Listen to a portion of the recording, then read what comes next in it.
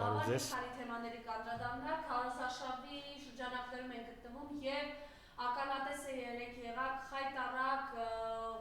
խանգարված վիճակում գտնվող Նիկոլ Փաշինյանի, ինչ էր բղավում, սատկացնելու են, կզացնելու են, ուղիղ սպառնալիք է մասով մենք տեսնում ենք։ Նախնական զրույցում ասացիք, որ այստեղ շատ կարևոր է եւ դուք դիմելու եք այն միջազգային հանրությանը, միջազգային դեսպանատներ կլինեն, կառույցներ կլինեն, որոնք պաշտպանում են Նիկոլ Փաշինյանին եւ այս պահի դրությամբ ըստ էության աչք են փակում այն ուղիղ սպառնալիքներին,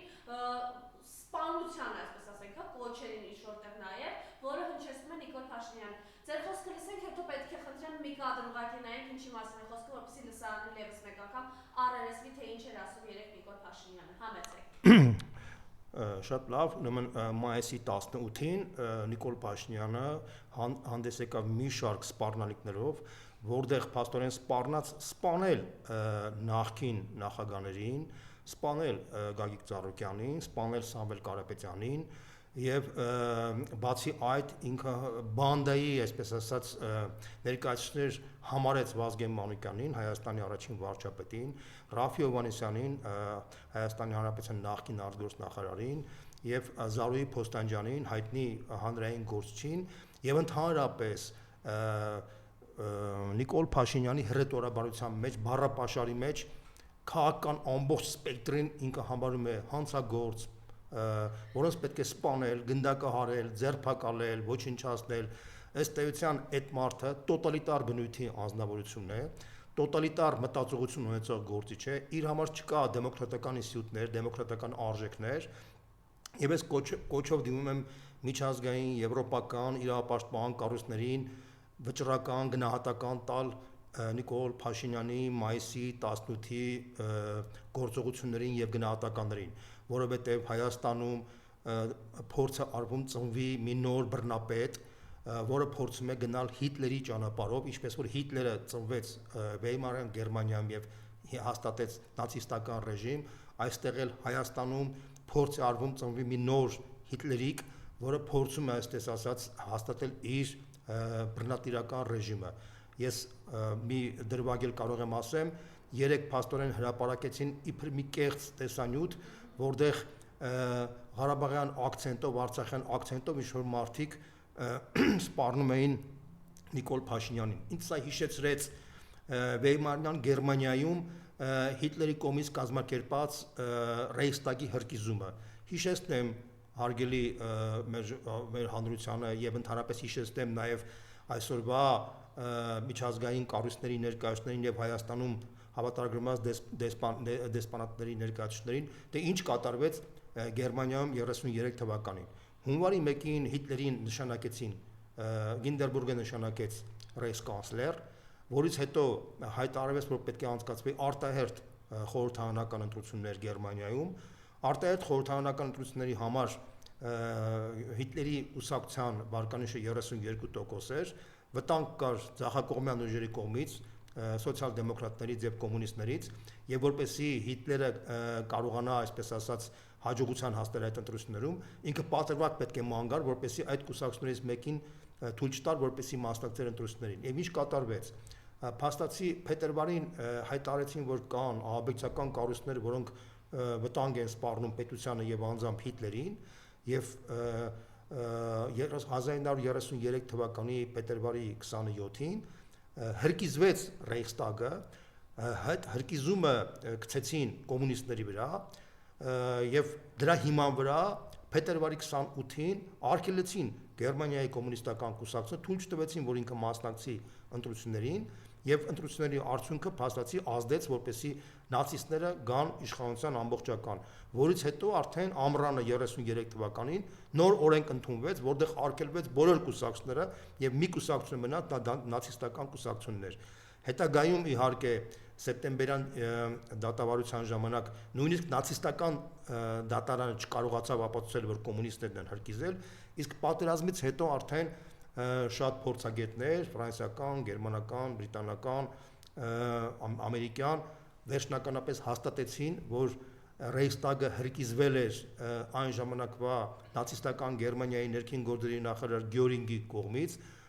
որը եւ մի քանի այսպես ասած գրպանային կոմունիստների միջոցով իրենք կազմակերպել են այդ հրկիզումը, որպեսզի թույլ չտային, որ կոմունիստական կուսակցությունը մասնակցեր ընտրություններին, որպեսզի նացիստական ռեժիմը վերջնականապես հաստատվեր։ Հիմա նույն ճանապարհով փորձում է գնալ Հայաստանի Հիտլերը, այսինքն Նիկոլ Փաշինյանը, այսինքն ինչ է կատարվում, տեսնելով որ իր վարկանիշը գահավիժում է, տեսնելով որ իր անկում է ապրում, արդեն մարդիկ ոտքի են կանգնում, մարդիկ հասկացել են, որ ընդհանրապես այս իշխանությունները չի կարելի վստահել, որտեղ այս իշխանությունը ինչ ասել է 8 տարիների ընթացքում ամբողջովին խաբել է, զգալով այդ վախը, իրենք փաստորեն պատրվակներ են ման գալիս, որպեսզի մեղադրեն ընդդիմությանը ինչ-ինչ բաների համար։ Եվ այդ տեսանյութը, որ ներկայացրեցին, ես համոզված եմ, ընդ որում Ղարաբաղյան ակցենտով, սա եւս մի միտում է, նպատակ ունեն հասարակության մեջ նորից վերակենդանացնել հայաստանցի, ղարաբաղցի, այսպես ասած, բաժանումը, որպեսզի դրա հիման վրա հասարակության մի որոշակի զանգվածի մոտ, որոնք Ղարաբաղցիների նկատմամբ այդքան լավ չեն տրամադրված, այդ զանգվածին տանեն իրենց կողմը։ Սա նենք կեղտոտ տեխնոլոգիա է, եւ ես հիշեցնեմ, որ Գեբելսյան քարոշյան մեքենայի հետ կապված վերջերս օրեր առաջ Տակեր Կահասյանին հարցազրույց տալու ժամանակ Զելենսկի նախկին մամլոխոսնակ Յուլիա Մենդելը խոստովանել է, որ Զելենսկին իր կառավարման ժամանակ, երբ որ ինքը մամլոխոսնակ էր, խոստովանել է, որ ինքը պահանջում էր, որպեսզի լայնորեն կիրառվեն Գեբելսյան քարոշյան մեքենայի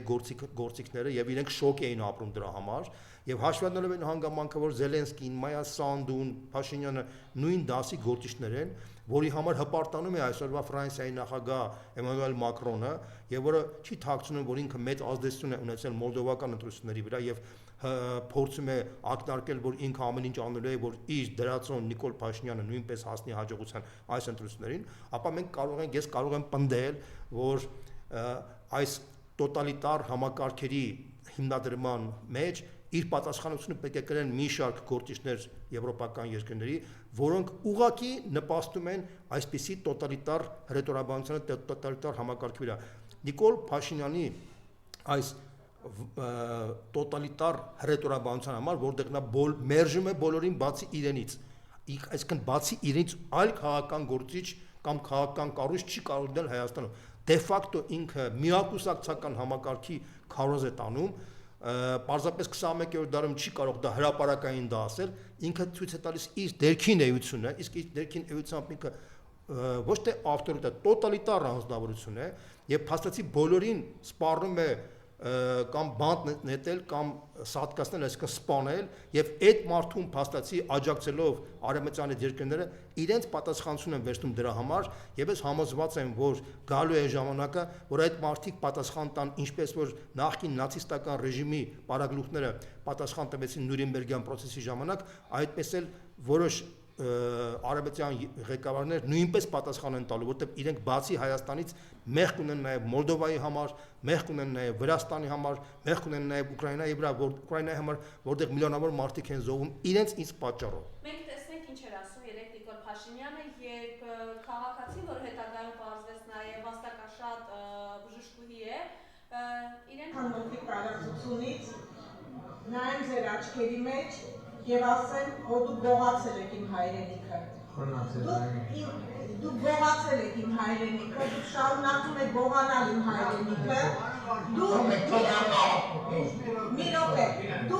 Դուք ազգի մի ամբողջ երիտասարդ սերունդ եք ոչնչացրել։ այսպես ես հիմա առաջնամ Նիկոլ Փաշինյանի արձագանքների, իսկ կարելի է բացել, բայց ժողովուրդը Նա պետք չի լսել, ես ճիշտ ասած ավելնոց եք անում դա։ Ուրեմն դուք փոխեցիք մեզ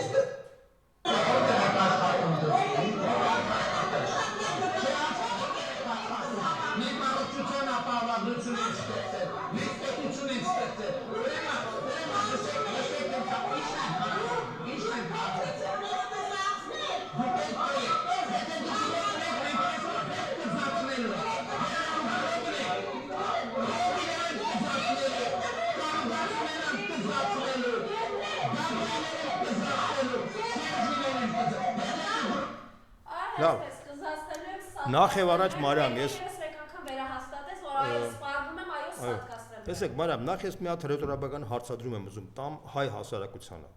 փաստացի երկրի գործող ղեկավարը հարցակվում է կնոջ վրա։ Ուր են այն հասարակական կառույցները, որոնք իբր պաշտպանում են կանանց իրավունքների համար են աջակցում, դրա համար գրանտներ են ստանում Եվրոմիությունից, ուր են այդ կառույցների արձագանքները։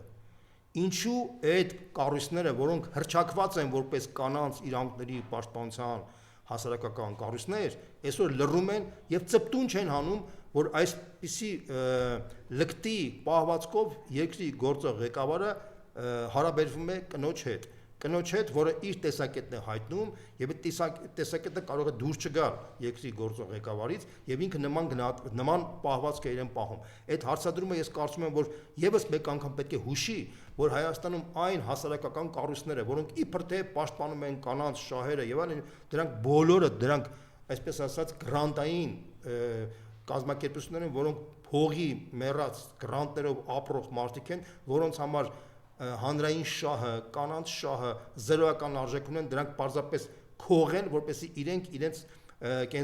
կենսապահովի իրենց ընտանիքների ապահովման համար փող են ստանում, ասենք դրսից եւ այդ փողով իրանք սպասարկում են տարբեր շահեր, բացառությամբ Հայաստանի հանրության եւ մասնավորապես կանանց շահերը։ Սա առաջինը։ Երկրորդը, ես նույնպես եմ կրկնում, այս մարդու մոտ կա մի անհանդուրժող մթնոլորտ, ինքը չի ընդունում որևէ տեսակետ, որը տարբերվում է իր տեսակետից։ Ավելին կարող եմ ասեմ, ինքը բոլորին, ինքը ոչ միայն լիդերներին է սպառնում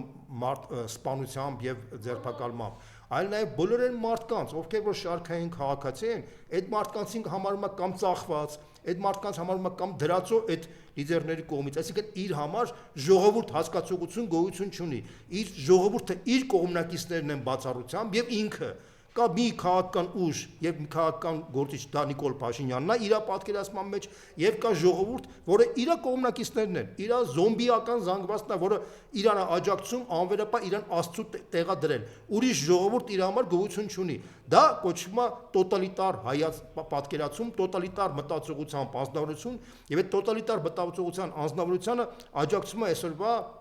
եվրոպական վերնախավի զգալի մասը։ Սա ինչ է նշանակում։ Սա նշանակում է, որ ժամանակից աշխարհում ըստ էության Հայաստանում կոնկրետ դեմոկրատական քողի տակ իրականում գնում է այլ պայքար, այլ խնդիր։ Այդ երկրները մեզ դիտարկում են որպես մանրադրամ իրենց շահերի սպասարկման համար, որից ուժվեց սկզբից Արցախը, հիմա կոնի վրա դրած է Հայաստանի ապագան, ժողովուրդ։ Սա է խնդիրը։ Ինչ վերաբերում է առողջապահական համակարգի հետ կապված։ Ուր էր Նիկոլ Փաշինյանը 8 տարվա մեջ, երբ որ ինքը մատը չէր տալիս, որպեսզի ժողովուրդը առողջապահական համակարգով մենք ունենայինք ապահովագրական համակարգ։ Ուր էր 8 տարի այդ մարդը։ Իրանք սպասեցին, իրանք փաստացի 8 տարվա ընթացքում, հարգելի ժողովուրդ, 8 միլիարդ դոլար պարտք են վերցրել, 8 միլիարդ դոլար։ Ոչ մի առարկայական շինարարություն երկրում չի եղել։ Այն ճանապարհաշինությունը, որ կա, մի քանի 100 միլիոն դոլարի մասին է խոսքը, 8 միլիարդ դոլար։ Ուր է գնացել 8 միլիոն դոլարը, պարոն Փաշինյան։ Սա այն խնդիրն է, որը պետք է մենք հարցադրում անենք արդեն իշխանապողությունից հետո, որտեղ նրանք շատ էին խոսում, որ միլիարդներ են թալանվել եւ այլն, հիմա իրանց 8 միլիարդ դոլարը որտեղ է։ Սա ամենակարևորն է, ինչ վերաբերում է առողջապահական համակարգին։ Իրենք այս առողջապահական համակարգը ներդրել են բացառապես ընտրություններից առաջ, որպեսզի ստանան քվե մարդկանց կողմից, ովքեր որ ապաքաղաքական են, քաղաքականությունից ոչինչ չեն հասկանում, տեսնելով որ ձերի կարող են բուժվել, իրենք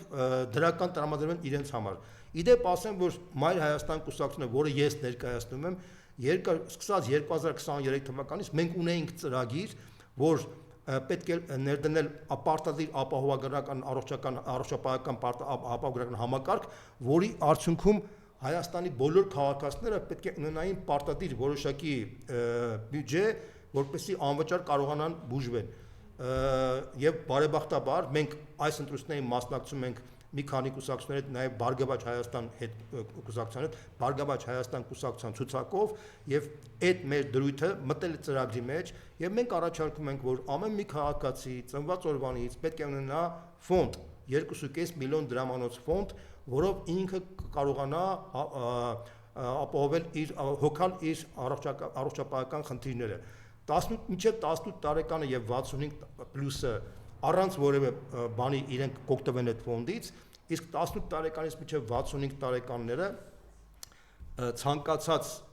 ծառայության դեպքում իրենք պետք է վճարեն ծառայության ընդամենը 30%-ը, ասենք օրինակ եթե մարդը բուժվում է եւ գինը 200,000 դրամ է, ինքը պետք է վճարի 60,000 դրամ, մնացած 140,000-ը պետք է այդ ֆոնդից գա, տարեկան 2.5 միլիոն դրամ։ Դա չի վերաբերում մինչև 18 տարեկան երեխաներին եւ 65-ի։ Այդ պարագայում ամբողջովին այդ ֆոնդից պետք է բանալի։ Սա այն ծրագիրն էր, որ մենք կարող ենք շուտվանից ներդնենք, բայց այս իշխանությունը ներդրեց այս տարվանից, որպեսզի համընկնի ընտրությունները, որպեսզի ընտրությունների ժամանակ ինքը քվեստանա իր համար, ինչպես տարբեր բաներն են ասում, այդ Զելենսկիի նախկին բաներ ասում, իր համար քաղաքացին աղբ է, ինչպես որ Զելենսկիի համար է քաղաքացին աղբ, ինչպես որ Մայա Սանդուի համար է քաղաքացին աղբ, ինչպես որ Մակրոնի համար է իր քաղաքացին աղբ, այնպես էլ Փաշինյանի համար է մեր քաղաքացին աղբ, բայց որպեսզի ինքը թաքցնի դա, որպեսզի այդ 8 միլիարդը, որ ինքը ստացել է, որպեսզի 11 անգամ բանկերի շահույթը մեծացրել է եւ իրեն չմեղադրն ինքը հրապարակավ հայտարարում է, որ ինքը սիրում է քաղաքացիներին։ Իհարկե պետք է սիրի, որտեղ այդ քաղաքացիների արդյունքում է, որ ինքը կարողացել է 8 միլիարդ դոլարի, այսպես ասած, պարտք վերցնել եւ պարզ չէ թե այդ փողը ուր է գնացել եւ ինքը դրա շնորհիվ որ բանկերին դոլարային միլիարդատերներ են դարձրել, դրա շնորհիվ է որ բոլոր բաներով գնահատականներով Հայաստանի բնակչության իբր կենսամակարդակը մեծացել է եւ 9400 դոլարի է հասել մեկ շնչի հնայի բանը ծախսը, բայց հարց եմ տալիս, միջին աշխատավարձը մեր մոտ 350-270 հազար է, քանի հոգի են ստանում 350-370 դրամ, ասեմ դες, որ մինիմալ աշխատավարձը 75,000 դրամ է, 30%-ը մեր աշխատողների ստանում է մինիմալ աշխատավարձ 75,000 դրամ, եւ այն դեպքում, երբ որ մեր գնահատականներով մինիմալ սպառողական զամբյուղը մոտենում է 100,000 դրամի, մենք պնդում ենք եւ մեր ծրագրի մեջ կա, որ մեր ծրագրում մինիմալ աշխատավարձը պետք է դառնա 150,000 դրամ, որպեսզի մարդը նորմալ կարողանա ապրի, իսկ մինիմալ թոշակը փուլային տարբերակով մենք դառնա 100,000 դրամ։ Սա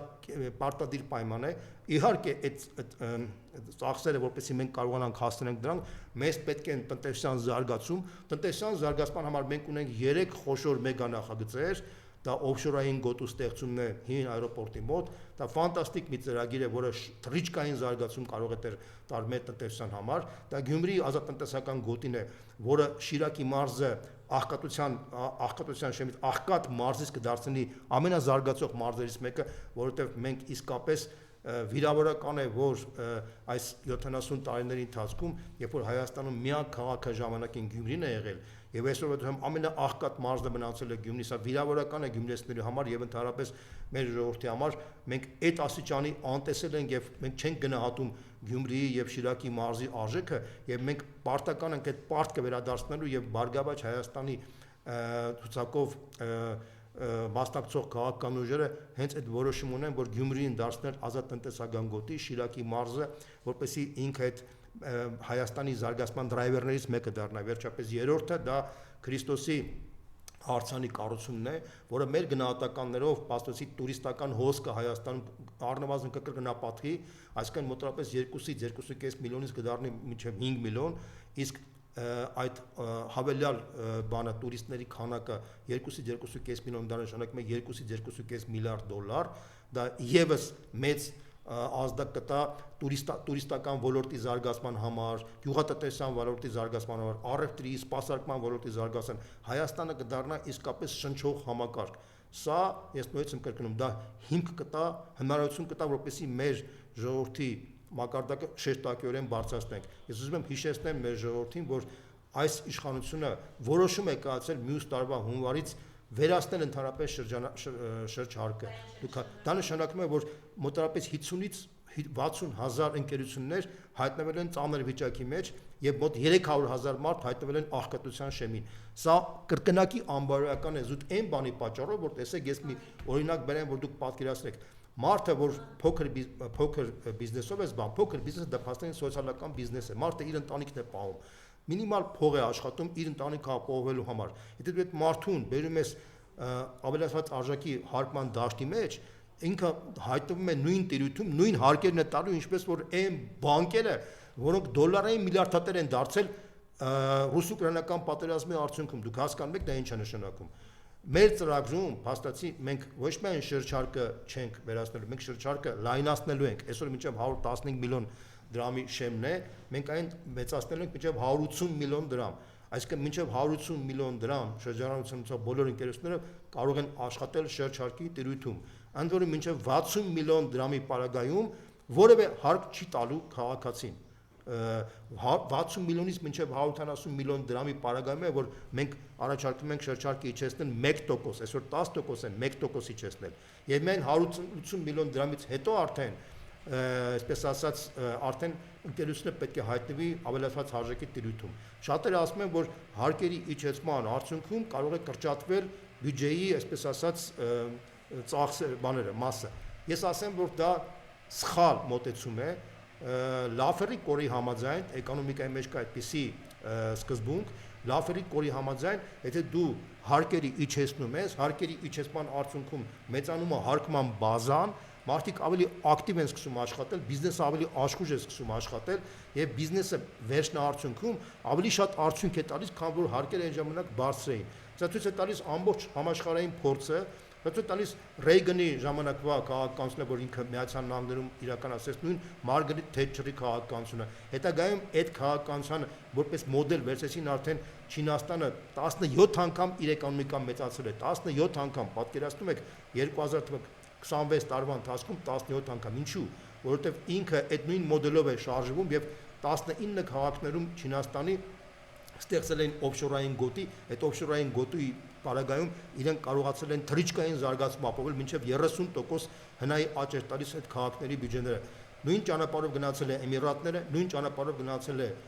Սինգապուրը, Հոնկոնգը։ Հիմա մեր ծրագրի մենք միակ քաղաքական ուժն ենք, որը այդ ունենք այդ ծրագիրը, որը թույլ է տալիս հին Զվարթնոց օդանավակայանի մոտ ստեղծել այդ միկրոքաղաքը, օֆշորային գոտին, որը Հայաստանը կդարձնի միջազգային ֆինանսական կենտրոն, բիզնես կենտրոն։ Սա շատ կարևոր է, որտեղ այդպիսի պահանջ կա, ես մի օրինակ եմ ուզում ասեմ, որ Հայաստանը գտնվում է հոսքերի, ոսկու եւ այլ ապրանքների կիզակետում Ռուսաստանից դեպի Էմիրատներ եւ Չինաստան եւ շատ ռուսական շրջանակներ ասում են, որ քանի որ Էմիրատներում կա արդեն լուրջ խնդրեմ, ինչու դուք չեք կարողանում այդ նմանատիպ մի փոքր մոդել ձեր մոտ առաջարկել եւ այդ պահանջը կա։ Մանավանդ որ հարևան Թուրքիան, Էրդողանը փորձում է արդեն Ստամբուլի մոտ այդպիսի նախագիծ իրականացնել, բայց մեծ երկրի համար դա բավականին բարդ խնդիր է։ Փոքր երկերը կարող հնարավորություն ունի այդպիսի մոդել շատ արագ կյանքի կոչելու եւ մենք պետք է դա անենք, որտեվ դա այն միջոցն է, որ մենք իսկապես դրա արդյունքում մեծացնենք մեր էկոնոմիկան առնվազն 2 անգամ, մինչեւ 60 միլիարդ դոլարի սարքենք մեր հնան, իսկ հարևան Վրաստանի 12 միլիարդ դոլար բյուջեով իրենք արդեն կարողացել են անվճար սարքել իրենց կրթական համակարգը, բոլոր կրթական հասարակությունները իրենք արդեն անվճար են, մենք էլ 1 տարի անց 2028 թվականից հետո մեր ծրագրով նախատեսված է, որ մեր կրթությունը պետական բոլոր հասարակությունում պետք է անվճար լինի։ Այսօր մենք ունենք մոտավորապես 60,000 ուսանող, որից 10,000-ը պետպատվերով, այսինքն անվճար է ուսումը անցկացնում եւ 50,000-ը վճարովի է։ Այդ 50,000-ի վճարի բանը մոտավորապես 25-ից 30 միլիարդ դրամ է։ 25-ից 30 միլիարդ դրամը մենք համոզված ենք, որ կհայթայթենք 1 տարի տնտեսական զարգացման արդյունքում եւ 60,000 ուսանող իրենց ուսումը կանցկացնեն արդեն անվճար եւ մեր ժողովուրդը այդ հոգսից այն բերից, որ ինքը տալիս է երեխաներին վճարելու համար, ստեյցիան մենք կհանենք, որտեղ Հայաստանը սոցիալական պետություն է, պարտավոր է իր քաղաքացիներին մինիմալ սոցիալական կարիքները ապահովելու համար, դա առողջությունն է, դա կրթությունն է եւ ապագա Վիկտոր Համբարձումյաններն ու Սերգեյ Համբարձումյանները իրենք դուրս կգան հենց այդ մոդելի զարգացման արդյունքում։ Պարոն Ռուզան, ես կուզեմ նաև այս պատկերին նայենք մի պահ ուղղակի,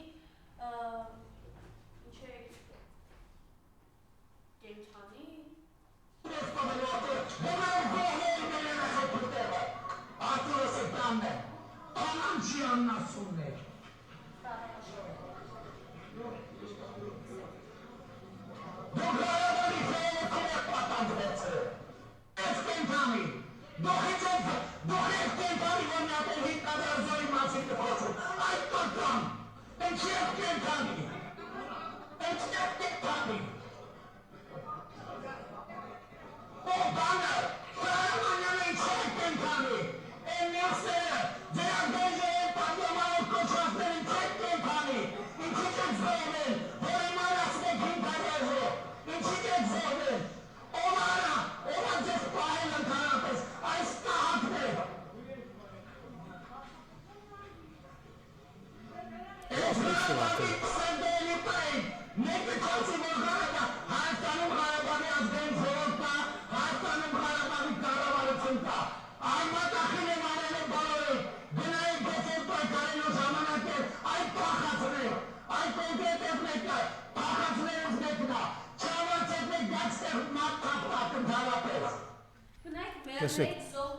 Ես իմ ուշադրություն եմ դարձնում միջազգային իրավապահ կառույցներին, այս մարդու բառապաշարի վրա։ Այս մարդը փաստացի մեղադրում է մարդուն, որ ինքը ողջ է մնացել։ Ինքը մեղադրում է մարդկանց, որոնք Ղարաբաղից եկել են Հայաստան եւ չեն զոհվել, չեն մեռել, այլ ողջ են մնացել։ Եվ դա այն դեպքում, երբ որ ինքը Մակրոնի դրդմամբ 2022 թվականի հոկտեմբերի 6-ին Պրահայում կնքել այդ համաձայնագիրը, որի համաձայն Արցախը մնում է Ադրբեջանի կազմում։ Դրանով ինքը վիժեցրել է նոյեմբերի 9-ի համաձայնագիրը 2020 թվականի։ Մակրոնի նպատակը այն էր, որպեսզի դրանով իսկ հարված ստանար Ռուսաստանը, եւ Ռուսաստանը ստիպված դուրս բերեր իր զորքը, որտեվ այդ որոշման համաձայն Արցախը արդեն հայ-ադրբեջանական կոնֆլիկտից վերածվեց ռուս-ադրբեջանական հարաբերություններ։ Ռուս-ադրբեջանական հարաբերություններում արդեն կոնֆլիկտ չէր կանոներ։ Ադրբեջանը կասեր, քանի որ սա արդեն Հայաստանը ճանաչել է Արցախը որպես Ադրբեջանի մաս, կներեք արդեն ձեր զորքը մնալու այստեղ, արդեն պետք է միայն ես որոշեմ, այլ ոչ թե Հայաստանը։ Քո զորքը պետք է դուրս գա այստեղից, իսկ տեղի հայկական զինված ուժերը արդեն դառնում են ահաբեկչական կառույց։ Իրանք պետք է զինաթափվեն։ Սա պարզ բանաձև էր, որը ներկայացրեց Նիկոլ Փաշինյանը հաստատեց 22 թվականին, որի արդյունքում ղարաբաղցիները փաստացի դարձան ոչ լեգիտիմ այդ բոլոր կառույցները այնտեղ։ Տրամաբանականներ, որ դրանից հետո արդեն Լաչինի միջանցքը պետք է շրջափակվեր, տրամաբանականներ, որ արդեն ադրբեջանական բանակը ստացել է լեգիտիմ իրավունք զինաթափելու Ղարաբաղի բանակը, եւ շատ տրամաբանականներ, որ առանց Ղարաբաղի բանակի տեղի հայ բնակչությունը չէր կարող արդեն մնալ եւ իրենք հասկացան, որ իրենք պետք է դուրս գան տարածքից։ Այսինքն կանխամտածված Նիկոլ Փաշինյանը իրականացել է հայաթափման ծրագիրը Մակրոնի դրդմամբ եւ Շարլ Միշելի դրդմամբ։ Մակրոնի նպատակն էր, որ հարված էր Ռուսաստանից, իսկ Նիկոլ Փաշինյանի նպատակն էր, որպեսզի այդ պատվերը կատարելով ստանալ աջակցություն իր իշխանության համար Մակրոնի եւ նմանատիպ գործիչների կողմից Եվրոմիության կողմից։ Սա շատ կարեւոր է հասկանալ։ Հիմա դրանից հետո հասկանալ է, որ ղարաբաղցիները դրական չէին տրամադրված լինելու Փաշինյանի նկատմամբ։ Տրամաբանական է, որ Փաշինյանի համար լավ Ղարաբաղցին դա մեռած Ղարաբաղցին պետք է լիներ։ Դրա տրամաբանական է, որ ինքը փաստացի ղարաբաղցիներին մեղադրում է, որ իրենք ինչի չեն մահացել, այլ եկել են Հայաստան։ Դա շատ պարզ խնդիր է։ Դրանով ինքը իր լկտի քայլերը կատարելով, որը փաստորեն դավաճանություն քայլեր էր, հիմա փաստացի ինքը փորձում է հայաստանցի Ղարաբաղցի կոնֆլիկտի մեջ ինքը կարողանա ինչ-որ բան ստանա այն մարդկանցից, ովքեր որ գիտակից չեն հասկանում ինչ է կատարվել հայաստանցիների մոտ եւ հույս ունեն, որ դրանից կարող ինչ-որ բան ստանա։ Սա ամենանենք կեղտոտ քաղաքականությունն է, որը սովորաբար տանում են դրսի ուժերը։ Դրսի շրջանակները Թուրքիայի անվտանգության համակարգի դոկտրինում դրած է, որ Հայաստանում պետք է պարակտում տանել, որպեսզի այդ պարակման արդյունքում մենք կարողանանք թուլացնենք երկիրը, որպեսզի կարողանանք գրավենք։ Նույն ժամանակին Հայաստանը անում էր Ադրբեջանի նկատմամբ, փորձում էին թալիշների հետ աշխատել, փորձում էին, չգիտեմ, այնտեղ լեզգինների հետ աշխատել, որը տրամաբանական process է, ես չեմ ուզում մեղադրեմ ոչ Թուրքիային, ոչ Ադրբեջանին, բայց երբ որ Հայաստանի գործող ղեկավարն է այդ ֆունկցիան կատարում, բացացի ինքը կատարում է այն ֆունկցիան, որը դրած է դրսի հատուկ ծառայությունների կողմից, սա ֆանտաստիկա է, սա սենս ֆանտաստիկա համաշխարհային պատմության մեջ չի լինում։ Ժողովուրդ, դե սա եմ ուզում ասեմ, սա ամենամեծ ամոթն է, խայտառակությունն է, որ այսպիսի մարդ գոյություն ունի Հայաստանում, այն էլ ղեկավարի պաշտոնում, ինքը այդպիսի հանրային գործիչ չէր կարող լինել։ դա, բայց երբ մարդը հայտնվել է Հայաստանի ղեկավար կազմում եւ ինքը երկրի ղեկավարն է դարձել եւ կան մարդիկ, որոնք այդ մարդուն աջակցում են։ Սա նշանակում է սա մեծագույն վտանգ է, սպառնալիք է մեր ժողովրդի համար։ Սա շատ կարևոր խնդիր է, որ մենք գիտակցենք։ Բայց բացի դրանից, նաեւ միջազգային իրապաշտպան կառույցները պետք է ուշադրություն դարձնեն այն հանգամանքի վրա, որ փաստացի այս մարդուն, որը փաստացի տոտալիտար մտածողություն ունի, տոտալիտար բռնատիրական մտածողություն ունի, իր համար չկա դեմոկրատական արժեքներ, իր համար իր բոլոր բրցակիցները դա թշնամիներ են, որոնց պետք է կամ սպանել կամ բանտարկել։ Այդպիսի մարդը չի կարող դեմոկրատական համակարգ հաստատել։ Եվ այդ մարդուն աջակցում են այդ իր նմանատիպ մարդիկ Եվրոմիությունում։ Սա նույնպես արդեն Եվրոմիության խայտարակությունն է եւ եվրոպական ժողովուրդները պետք է հասկանան, որ այդ տիպի վերնախավով իրանք խիստ բացասական տրամադրություն են բանանում, իրենց իմիջը շատ բացասական է դառնում Եվրոպայից դուրս երկրների համար։ Իհարկե շատերը ուզում են գնալ Եվրոպա առանց վիզայի, բան որը շատ դրական բան է, բայց նույնպես եմ կրկնում, եթե այս քաղաքականությունը շարունակվի, այն բացասական տրամադրությունը, որ կա մամեդական աշխարհում, ասենք նույն Եվրոպայի նկատմամբ, կարող է տարածվի շատ երկրներում, օրինակ նույն այսօրվա ուկրաինացիները, որ խիստ բացասական են տրամադրված Ռուսաստանի նկատմամբ, շատ դժվար է ասել, որ պատերազմը կանգնելուց հետո իրանք ոնց են վերաիմաստավորելու, թե ինչ է կատարվել, ինչ խոստվեց Իրան Եվրոպան եւ արդյունքում ինչ ստացավ ուկրաինացին այդ պատերազմից։ Խոսք են տվել 2014 թվականին, որ իրանք դառնան Եվրոմիության անդամ, այսօր 12 տարի անց 26 թիվն է, ստացել է 10 միլիոն փախստական Ուկրաինան, ստացել է 1.700.000 մարդ կամ մահացած, սպանված կամ անհայտ կորած եւ սովի մատնված ժողովուրդ։ Սա է ստացել ուկրաինացին։ Հիմա այդ ուկրաինացին նույնիսկ Զելենսկու կոմունակիցների մոտ կան մարդիկ ասում են, որ եթե այսպես շարունակվի, կարող է պետք է ուկրաինացիների մոտ առաջանա խիստ հակաեվրոպական տրամադրություն, որտեղ իրանք համարում են, որ եվրոպացիներց խաբել են, քցել են կոպիտ ասած։ Հիմա ես ուզում եմ ուշադրություն դարձնեմ, ինչ նպատակ ունի եվրոպական երկրների ղեկավարները, որ բռնի լկտի մակարդակով միջամտում են փոքր երկրների ներքին գործերի մեջ եւ այսպիսի մարդկանց են խրախուսում, որոնք իրենց երկրներում փաստացի փորձում են հաստատել տոտալիտար ռեժիմ։ Ինչ է նշանակում, որ Վազգեն Մանուկյանը, Ռաֆի Հովհաննիսյանը կամ, չգիտեմ, Զարուհի Փոսյանը դա բանդա է։ Եթե բանդա է, բանդան պետք է քրեական հետապնդման չէ ենթարկվի։ Դա նշանակում է, որ այս մարդը փաստացի քրեական հետապնդման պետք է ենթարկի այդ մարդկանց։ Եթե դա հռետորաբանություն է, դա նշանակում է իր մտածողությունն է, դա նշանակում է ինքը պոպուլիստ մանիպուլատոր է, որը փորձում է իր բաները օգտագործի հանրության վրա։ Եթե ինչ է նշանակում, որ ինքը պետք է սատկացնի նախկին նախագահներին Սամվել Կարապետյանին կամ Գագիկ Ծառուկյանին։ Եթե այդ մարդը հռետորաբանության է լոկ, դա նշանակում է այդ մարդը կներեք խելագար է, որովհետև այդ մարդու մտածողության մեջ այդ տիպի բաներ արտահայտել է, որ ինքը բոլոր բրցակիցներին համարում է հանցագործ եւ որինց պետք է սպանել եւ գնդակարել, եւ այդ մարդուն դուք աջակցում եք։ Ես նույնիսկ եմ ասում, ուր են այն միջազգային իրապաշտպան կառույցների գնահատականները։ Ես սպասում եմ այդ գնահատականներին։ Եթե այդ գնահատականները չնեն, մենք արդեն մեր գնահատականները կտանք այդ եվրոպական կառույցներին, որոնք լուր ծպտուն չեն հանում այդ ամեն ինչի վերաբերյալ, բայց մանր չնչին ուրիշ հարցերում բազմաթիվ մեծ աղմուկներ են հանում։ Մենք սպասում ենք այդ գնահատականներին, որտեղ անթույլատրել է, որ այս մարդու պահվածքը հանդուրժվի միջազգային ստանդարտների տեսակետից, դա ուղղակի անթույլատրել է։ Ես պետքա գետինը մտնել են դեսպանատների ներկայացուցիչները, որոնք այս մարդուն աջակցում են եւ լուր ոչ մի արձագանք չեն տալիս այս ամեն ինչի համար։ Եվ դուք ուզում եք խոսել, որ դուք եվրոպական արժեքները կրող եք, դուք ոչ մի կապ չունեք իրական դեմոկրատական եվրոպական արժեք, կամ դուք ռասիստներ եք, դուք եվրոպական արժեքները մենակ ձեր ժողովուրդների համար եք բանանում։ Իսկ մեր տիպի ժողովրդի համար համարում եք, որ մենք բան ենք, մանրադրամ պետք է կատարենք, մենք ստե կանանք փոքր բռնատիրեր, բան այդ սուկինսին, բայց մեր սուկինսինը լինի մոդելով եք ուզում շարժվեք։ Դա նշանակում է, որ դուք փաստացի բանը նացիստներից, Հիտլերից, Գեբելսից ոչինչով չեք տարբերվում։ Իրանք էլ էին, չէ՞, ռասայական գաղափարով ասում, որ գերմանական ռասան ամենաբարձրն է եւ երկրորդական ցեղերը բաներին, դրանք սա բանը անասնական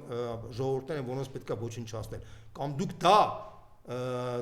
այդ ձևով մտածում եք, բայց պարզապես ուրիշ փաթեթավորմամբ եք հանդես գալիս, որոշում կայացրեք։ Բայց այդ որոշման կայացնելու արդյունքում դուք շատ ծանր վիճակի մեջ եք հայտնվելու, որտեղ կամած հասունանում է մարդկանց մոտ խորը դժգոհությունը եւ կամած ջղայնությունը ձեր հանդեպ, որտեղ դուք փաստացի աջակցում եք այս տիպի մարդկանց։ Սա է խնդիրը։ Եվ պարոն Մոզան, այսինքն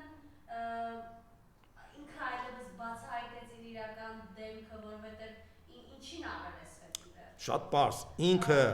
զգում է, որ իր վարկանիշը անկում է ապրում,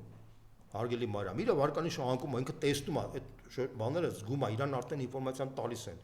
Այդ ներվայնության արդյունքում ինքը սկսում է ներվայնանալ, մարդը որ ծանր վիճակի մեջ է, հայտնվում սկսում է ներվայնանալ։ Հիմա ինքը այդ ներվն է ցույց տալիս։ Այդ ներվայնությունը գալիս է, երբ որ գնում է մարդկանց հետ շփվում է, ամեն մարդ իրան ինչ-որ ձևի բացասական է մանանում, ինքը դա էս ներվայնանում է։ Սա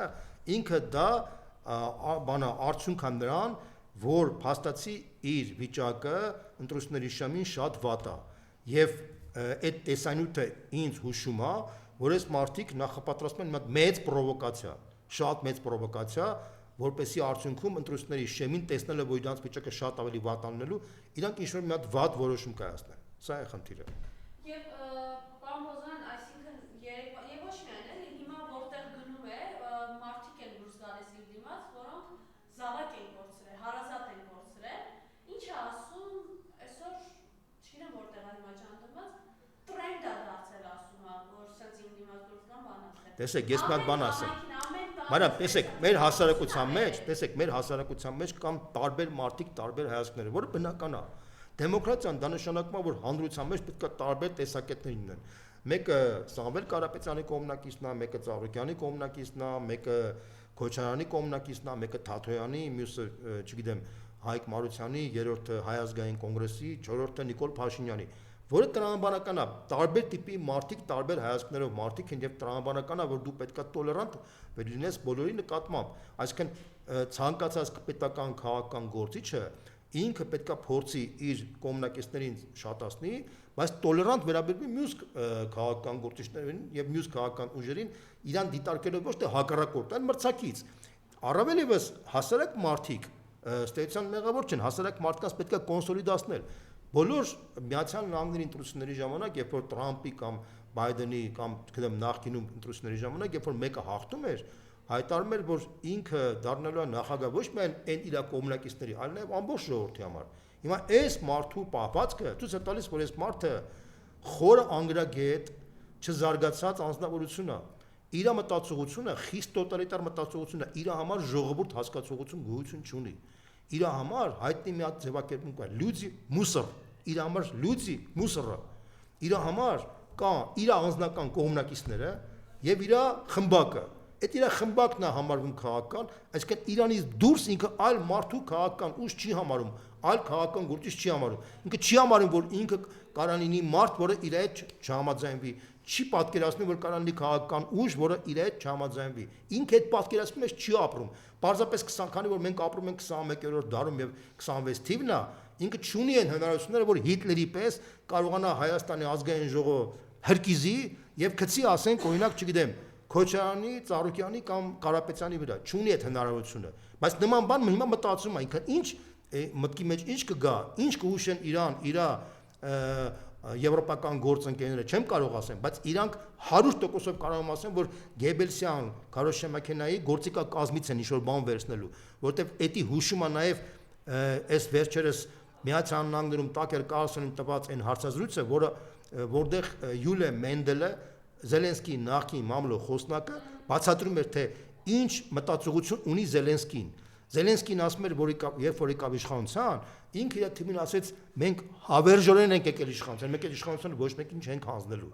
Այսինքն այնպես, ինչպես որ Հիտլերն էր մտածում։ Պարզապես Հիտլերը իր մտածողությամբ տակ դրել էր գաղափարախոսություն, նացիստական գաղափարախոսությունը, պաշտոնապես արգելել էր մնացած կուսակցությունները։ Այս մարդը Զելենսկին չի կարող դա հրապարակային անել։ Դա համար պատերազմը ինքը պատերազմը իր համար հնարավորություն է, պատերազմի շարունակությունը, որ հավերժորեն կառավարի։ Քանի կար պատերազմ չի կարող լինի այնտեղ ընտրություն, քանի չի կարող ընտրություն ինքը հավերժորեն կարող կառավարի, հավերժորեն կարող փող աշխատի։ Սա է այդ մարդու մտածողությունը։ Հիմա այս մարդու մտածողությունը նույնն է։ Իրանք նույն դասի մարդիկ են։ Ինքը Փաշինյանը, Զելենսկին, Սանդուն, դրանք նույն դասի մարդիկ են, որոնք փոքր երկրների ղեկավարներ են, որոնց պապաներն են Մակրոնների նման սրիկաները, որոնք իրանց երկրի տնտեսական ճգնաժամը, քաղաքական ճգնաժամը չեն կարողանում լուծել այս խնդիրը, որպեսզի իրենց ժողովրդի բանը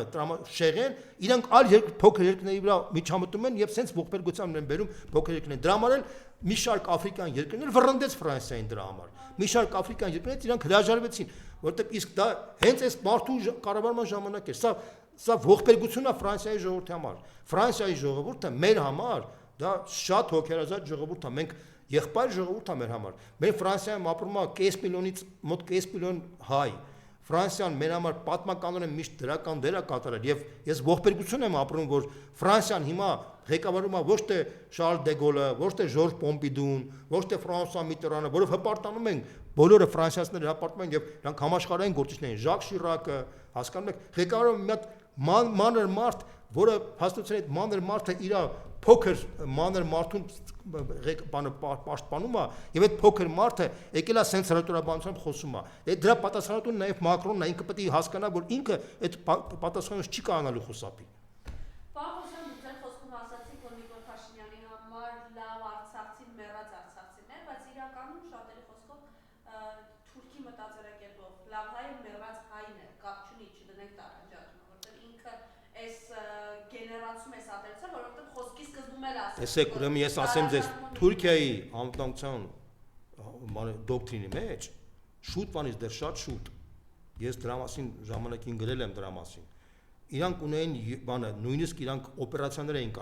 գաղտնի օպերացիաներ ունեին, որը 2016 թվականին բացահայտվեց։ Մի հատ օպերացիա ունեին Հունաստանի դեմ, մի հատ օպերացիա ունեին Հայաստանի դեմ։ Եվ մինչև սպեցօպերացիա Հայաստանի դեմ նրանք դրել էին, որ պետք է ամեն ինչ անել, որպեսզի պարակտում մտցնել հայ հասարակության մեջ, քանի որ Հայաստանում չկան ազգային փոքրամասնություններ, հարգելի ժողովուրդ։ Իրանք այդ ազգային փոքրամասնությունների տեղը դրել էին, որ պետք է տեղային բնակիչների մեջ հակասություններ մտցնել եւ առաջին հերթին Ղարաբաղցի հայաստանցի։ Դա իրանց դոկտրինի մեջ է դրած եղել։ Ես ուղղակի ասում եմ, որ դուք իմանաք, այսինքն այն մարդիկ, ովքեր որ հայաստանցի, Ղարաբաղցի հակամարտության մեջ մտել են, իրանք ուղղակի կամ անուղղակի սպասարկել են Թուրքիայի հատուկ ծառայությունների այդ ամբողջ շրջաբերականը։ Սա ես ուղղակի ասում եմ, որ դուք բոլորդ իմանաք։ Սա հետո չասեն, թե մենք չգիտենք, մեղավոր չենք դրա համար։ Ոչ մեկ չի պատասխանությունից չխուսափելու այդ բանը խաղաթուղթ օգտագործելու համար։ Իդեպ ասեմ, որ բոլոր երկրների մեջ նման բան կա, ասենք, տեսեք օրինակ Միացյալ Նահանգները, որ օպերացիա արեց Իրանի դեմ, փորձում էր քրդերին, ադրբեջանցիներին օգտագործել կամ նաև նույնիսկ արաբներին էին փորձում օգտագործել տեղի բնակիչներին, բայց չստացվեց։ Այսինքն ազգային փոքրամասնությունները դա այն մեխանիզմը, որով ուզում են օգտագործեն, երբ ուզում ես խառնվես ներքին գործերի մեջ։ Նույնը Ռուսաստանի, բայց հիշում եք այդ չեչենական պատերազմի այդ պատմությունը։ Հիմա Հայաստանում ազգային փոքրամասնություն, քանի որ չկա, որոշել են օգտագործել հայաստանցի Ղարաբաղցի։ Ղարաբաղցիները որ չնեն, կօգտագործեն հայաստանցի ապարանցի, հայաստանցի իջևանցի, հայաստանցի ջավախցի։ Դա մոդել է։ Հիմա քանի որ Ղարաբաղցի հայաստանցին բանն է, այդ են օգտագործում։ Եվ այդ իմաստով բաժանել մարդկանց Ղարաբաղցիների հայաստանցիներ դա մեծագույն սրիկայություն է։ Եվ այն մարդիկ, ովքեր որ դա բաժանում են, դրանք սրիկա են, մեծատառով սրիկա են, որոնք պետք է պատասխանատվության ենթարկվեն իշխանափոխություն որ լինի, այդ մարդիկ ոնց որ պետության դեմ աշխատելու համար այլ երկրներում այդ մարդկանց դատապարտում էին, այդ մարդկանց պետք է դատապարտել, ոնց որ արգելվում է բանը ազգամիջյան ազգերին վիրավորելը, նույն ձևի պետք է արգելվի նման տիպի բոլոր տիպի դա, լինի դա իջևանցիներին, ղարաբաղցիներին, ջավախցիներին, չգիտեմ, գյումրեցիներին, չի կարելի դա այդ մարդիկ ովքեր որ այդ հրետորաբանության մեջ նրանք հանցագործներ են, դրանց պետք է պատժել միանշանակ։ Եվ վերջին հարց ճիշտ է նոր է ժամանել, Ռուսաստանի նախագահ ժամանել է Պեկին, ինչ որ սպասելիքներ կան, վերջերս նաև Թրամփը էր խնդրել։ Տեսեք, սա արդեն մեզ հետ քիչ վերաբերվող խնդիր է։ Չինաստանը դառնում է այսօրվա դրությամբ արդեն համաշխարհային գլոբալ կենտրոն, եթե հիշում ենք մինչև Տրամփի այցելումը Չինաստան էր գնացել Գերմանիայի կանցլեր Մերկելը, Ֆրանսիայի նախագահան, Մեծ Բրիտանիայի վարչապետը, Տրամփը գնաց, հիմա Պուտինն է գնում, դա նշանակում է, որ Չինաստանը արդեն դառնում է համաշխարհային գլոբալ գլխավոր կենտրոնը։ Ինչպես որ երկրորդ համաշխարհային պատերազմից հետո այդպիսի կենտրոն դարձավ Միացյալ Նահանգները, հետո Միացյալ Նահանգների հետ միասին Խորհրդային Միությունը դարձավ երկու համաշխարհային կենտրոններ, երկու համաշխարհային գերտերություններ պայքարում էին։ Հիմա այդ երկու համաշխարհային գերտերությունները պայքարելու արդյունքում հիմա առաջացել է երրորդ գերտերությունը՝ Չինաստանը, որը շատ ավելի առաջ է անցել եւ Միացյալ Նահանգներից եւ Ռուսաստանից։ Ռուսաստանը ավելի թուլացել է խորհրդային միության փլուզման արդյունքում, հիմա թիվ 1 երկիրը եւ ռազմական իմաստով եւ տնտեսական իմաստով դարձել է Չինաստանը։ Իհարկե, ռազմական իմաստով Ռուսաստանն ու Միացյալ Նահանգները ավելի բարձր են, բայց տեմպերը զարգացման ցույց է տալիս, որ մոտավորապես մինչև 10 տարվա ընթացքում Չինաստանը անցնելու է եւ նույնիսկ ավելի են դառնալու, քան Ռուսաստանն ու Միացյալ Նահանգները։ Իսկ տնտեսական մասով, ասեմ ձեզ, Միացյալ Նահանգների հնան այսօրվա դրությամբ մոտ 30 տրիլիոն դոլար է, Չինաստանը 20 տրիլիոնից ավել է, բայց բոլորի համար արժ է, որ դա արժեթղթերի թղթային հաշվարկով է այդպես, իրական տնտեսության պայմաններում Չինաստանը այսօր թիվ 1 տնտեսությունն է, դա բոլորը գիտեն դրա մասին, իսկ մոտավորապես 5-ից 7 տարի հետո ինքը արդեն դե յուրե նաև թղթային մասով է դառնալու թիվ 1 երկիրը եւ արդեն դա բոլորը հասկանում են, դա բոլորը հաշվի են նստում եւ Չինաստանն է, այսպես ասած, որոշիչ դերակատարում ունենալու աշխարհի տնտեսական, քաղաքական եւ նաեւ ապագայում նաեւ գաղափարական ուղղություններով զարգացման իմաստով։ Եվ Հայաստանը պետք է օգտվի այդ իրավիճակից եւ կարողանա մաքսիմալ լայն համագործակցություն սկսի Չինաստանի հետ։ Ցավալի է կարող եմ ասեմ, որ այդ հարցում առաջին մարտիկ էր մեծ աշխարհում եղավ Վրաստանը առաջինը կարողացավ 23 թվականին ռազմավարական մեծ համաձայնագիր կնքել Չինաստանի հետ, հետո դրան հետևեց նաև Ադրբեջանը, Հայաստանը անցյալ տարի կնքեց, բայց այդ սիմվոլիկ դեր էր կատարում, որովհետև պարզապես չինացիները տեսնելով, որ Վրաստանը, Ադրբեջանը ունեն ռեալ արդեն այնտեղ ծրագրեր կան, Հայաստանը ուղղակի սիմվոլիկ միացավ, բայց նույնպես եմ ասում, այս իշխանությունը փոփոխությունից հետո մենք շատ մեծ պոտենցիալ ունենք զարգացնելու հայ-չինական հարաբերությունները, մանավանդ որ Չինաստանը ինքը համարում է, որ Հայաստանը այդ մետաքսի ճանապարհի վրա է, այսինքն այդ մեկ ուղու վրա է, մեկ երկիր է եւ իր համար շատ կարեւոր է, որ Հայաստանը նույնպես այդ զարգացման ծրագրի մեջ ներառվի եւ մենք էլ հաշվի առնելով այդ հանգամանքը նույնպես ունենք ծրագրեր եւ ընտրություններից հետո իշխանապողությունից հետո մեծ նույնպես եմ ասում պոտենցիալ ունենք Չինաստանի չինական կապիտալը ներգրավելու նաեւ Հայաստան